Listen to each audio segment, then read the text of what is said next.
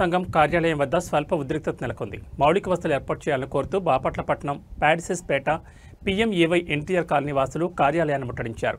కూటమి ప్రభుత్వం అధికారంలోకి వచ్చి ఏడాదిన్నర గడిచినప్పటికీ ఒక్కసారి కూడా స్థానిక ఎమ్మెల్యే తమ కాలనీ వైపు కన్నెత్తి చూడదని మండిపడ్డారు. ఓట్ల సమయంలో మౌలిక వసతులు కల్పిస్తామని హామీ ఇచ్చారని, కానీ అధికారంలోకి వచ్చిన తర్వాత పట్టించుకోవడం లేదని ఆగ్రహం వ్యక్తం చేశారు. ఎమ్మెల్యేకు తమలాంటి సామాన్యుల సమస్యలు పట్టవా అంటూ ఆవేదన వ్యక్తం చేశారు. అలాగే ఉంటుంది. ఇక్కడ చూస్తుంటే నమ్మ రోడ్లు సరిగ్గా లేవండి, కాలువలు లేవు.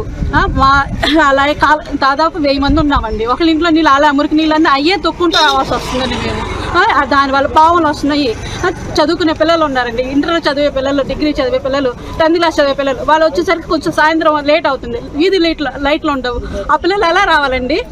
మన పిల్లలు వస్తుంది, పావులు వస్తున్నాయి, కనపడుతున్నాయి. పిల్లలు కాలేజ్కి వెళ్ళడానికి, స్కూల్కి వెళ్ళడానికి భయపడుతున్నారు.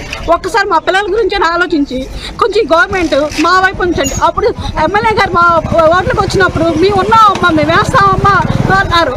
అన్నబట్టే కదా మీకు మా అండగా నిలబడ్డాం. ఇప్పుడు మీరు మాకు అండగా నిలబడ్డారు. ఆ రోజు మీకు మీ అండగా ఉన్నప్పుడు మీరు కష్టంలో మీరు మా దగ్గరకు వచ్చి ఓట్లు అడిగారు. ఓకేనండి, మీరు చేస్తా అన్నారు కాబట్టి మీకు మీ వైపు నిలబడ్డాం. ఈ రోజు మీరు మా వైపు నిలబడాలి, మా సమస్యలు తీర్చాలి. మీరు ఒక్కసారి వచ్చి చూడండి. గెలిచి 1.5 సంవత్సరం అయింది. ఒక్కసారి మా కాలనీ వైపు చూసారా?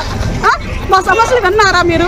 ఇప్పటికైనా సార్ ప్లీజ్, మా పిల్లలు ఎంత ఇబ్బంది పడుతున్నారు ఒక్కసారి వచ్చి చూడండి. మేము ఎంత ఇబ్బంది పడుతున్నామో చూడండి.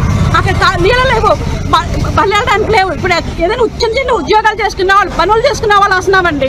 వెళ్ళాలంటే ట్రాన్స్పోర్ట్ లేదు. ఆటోకు వందలు అడుగుతున్నారు. మాలాంటి వాళ్ళు వందలు ఎక్కడి నుంచి తీసుకొచ్చి పెట్టగలమండి? ఒక్కసారి మా వైపు నుంచి ఆలోచించి మా సమస్యలు తీర్చండి. నిన్నగాక మొన్న పోనీ ఏదో 2-3 లైట్లు వెలిగేది, ఆ లైట్లు కూడా తీసేసుకొని ట్రాన్స్ఫార్మర్ తీసేసేస్తున్నారు. ఇంకెలా అండి?